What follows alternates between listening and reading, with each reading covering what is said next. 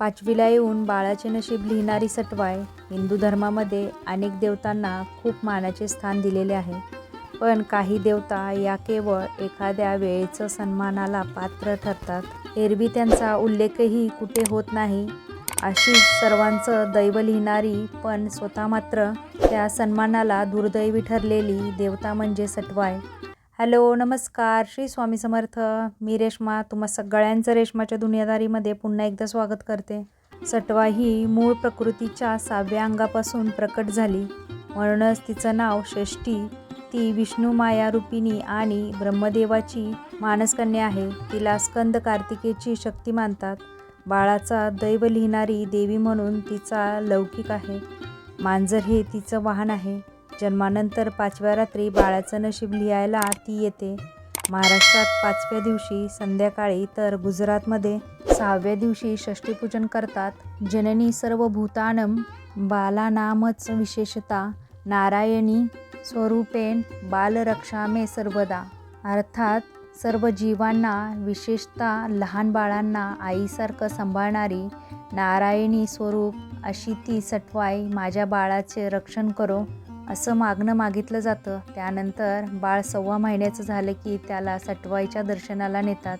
ही सटवाई नेहमी गावाबाहेर असते. सटवाईची एक लोककथा प्रचलित आहे.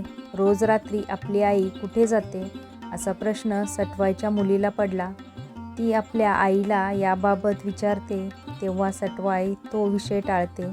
परंतु मुलीच्या हट्टापुढे तिचा नाईलाज होतो.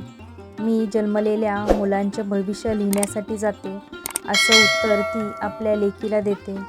तू दुसऱ्यांचं भविष्य लिहितेस, मग तुझं भविष्य काय आहे, तिची लेक तिला विचारते.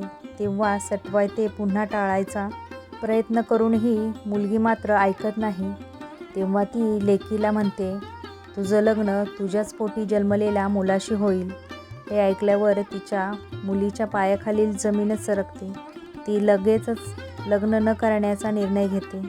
काही दिवसांनी एक राजपुत्र तिच्या झोपडीजवळ नदीकिनारी पाणी पिण्यासाठी येतो. योगायोगाने राजपुत्राने चूळ भरून थुंकलेले पाणी तिच्या पाण्यामध्ये येते. त्यामुळे ती गर्भवती होते. कालांतराने तिला मूल झाल्यानंतर ती जंगलात टाकून देते. ते मूल एका राजाच्या हाती लागते. तो त्या मुलाचे संगोपन व पालनपोषण करतो. तो मुलगा मोठा झाल्यानंतर शिकारीसाठी एके दिवशी जंगलात येतो, जिथे त्याला माहीत नसलेली त्याची आई भेटते. तो तिच्या प्रेमात पडतो. आपणात झालेला मुलगा आपण टाकून दिल्यामुळे आपल्या आईचे म्हणजेच सटवाईचे भविष्य खोटे ठरेल असं समजून ती त्या युवकाच्या प्रेमाला प्रतिसाद देते. दोघांचे लग्न ठरते. परंतु मूल टाकताना त्याच्या भोवती गुंडाळलेला कपडा त्या युवकाने जपून ठेवलेला असतो.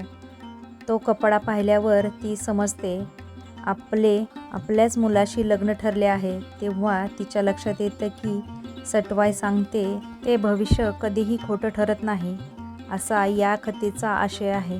तुम्हाला आजची कथा कशी वाटली नक्की मला कमेंटमध्ये सांगा. जर कथा आवडली असेल तर व्हिडिओला लाईक, शेअर, सबस्क्राईब करा. पुन्हा भेटूया आपण उद्याच्या नवीन व्हिडिओसोबत. तोपर्यंत सगळ्यांना श्री स्वामी समर्थ. जय जय स्वामी समर्थ.